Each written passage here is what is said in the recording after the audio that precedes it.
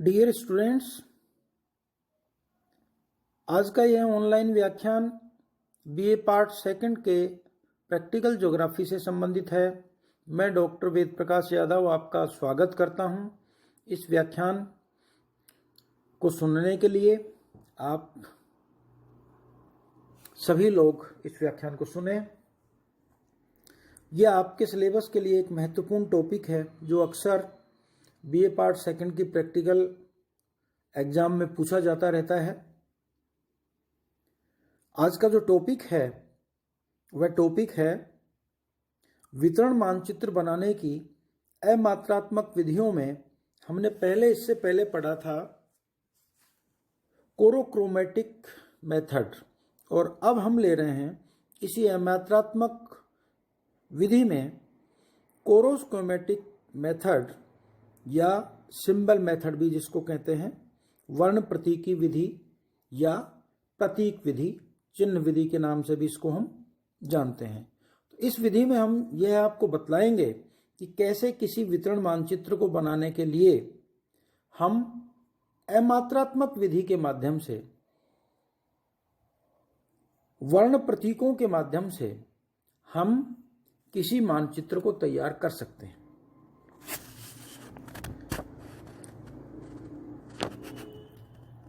वितरण मानचित्र की इस विधि में हम जिन वस्तुओं का वितरण दिखलाना चाहते हैं उन सब के अलग अलग चिन्ह या प्रतीक हम निश्चित कर लेते हैं।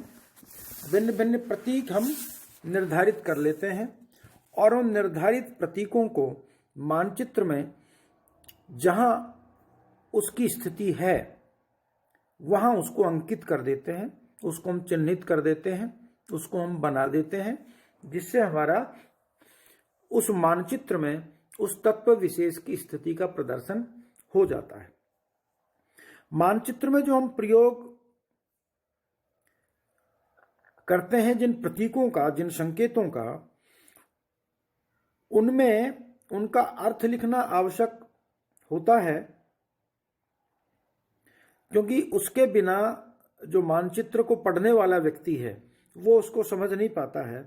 इसलिए वर्ण प्रतीकी मानचित्र बनाते समय प्रतीकों के आकार और आकृति की एक समानता की ओर ध्यान दिया जाना चाहिए, क्योंकि यदि हम अलग अलग आकार के कहीं मान लीजिए प्रतीक बना देते हैं तो उससे जो हमारा अध्ययन करता है, वितरण मानचित्र को पढ़ने वाला व्यक्ति है, वह कंफ्यूज हो सकता है कि हो सकता है कि इसका मानना जो बड़ा संकेत है इसके मायने कुछ अलग हैं और छोटे रूप में जो संकेत छोटे आकार में दिखाया गया है उसके मायने कुछ अलग हैं। इसलिए समान आकार हो, आकार की समानता, आकृति की समानता उसमें होनी जरूरी है। उदाहरण के तौर पर यदि किसी प्रतीक को मानचित्र में 2 या 2 से अधिक स्थानों पर बनाया गया है तो प्रत्येक स्थान पर उसकी आकृति और आकार एक जैसा होना जरूरी है ताकि कंफ्यूजन नहीं हो। यह एक बात और ध्यान देने की है कि कभी कभी प्रतीकों के द्वारा मात्रात्मक वितरण मानचित्र भी बनाए जाते हैं।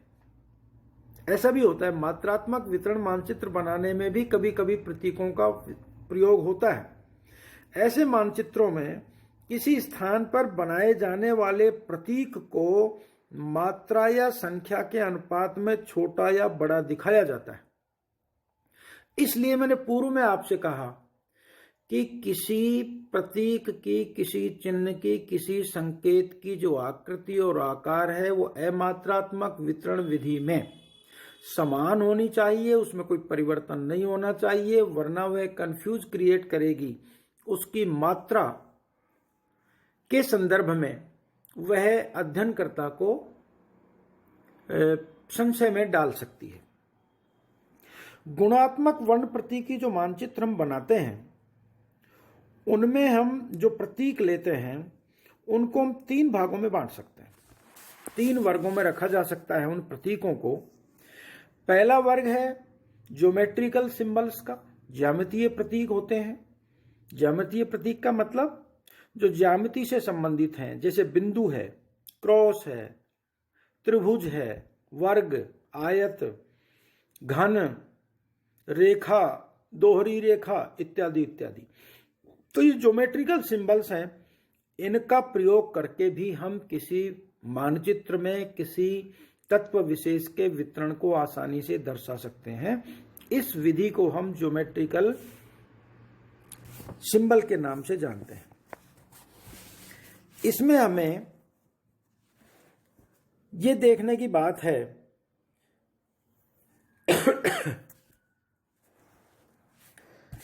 कि मान लीजिए कभी बहुत ज्यादा प्रतीकों की आवश्यकता हो गई है, तो हम बहुत ज्यादा प्रतीकों की आवश्यकता होती है, उस स्थिति में दो प्रतीकों को मिला के कोई नया प्रतीक बना सकते हैं, या हम किसी एक ही प्रतीक में छाया या खाली रख करके उसका हम एक नया रूप दे सकते हैं।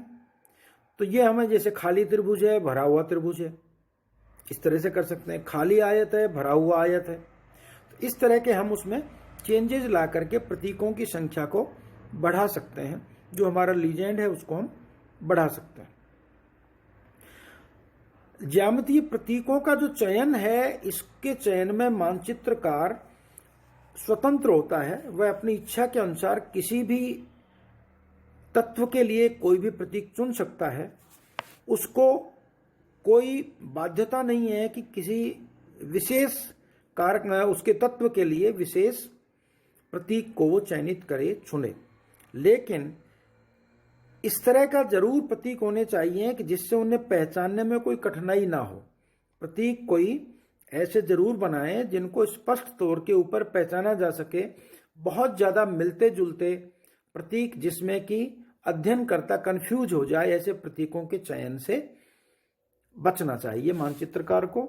तो ये था ज्यामितीय प्रतीक। एक इसका वर्ग है प्रतीकों का, और दूसरा प्रतीक हो सकता है चित्रमय प्रतीक, पिक्टोरियल सिंबल्स।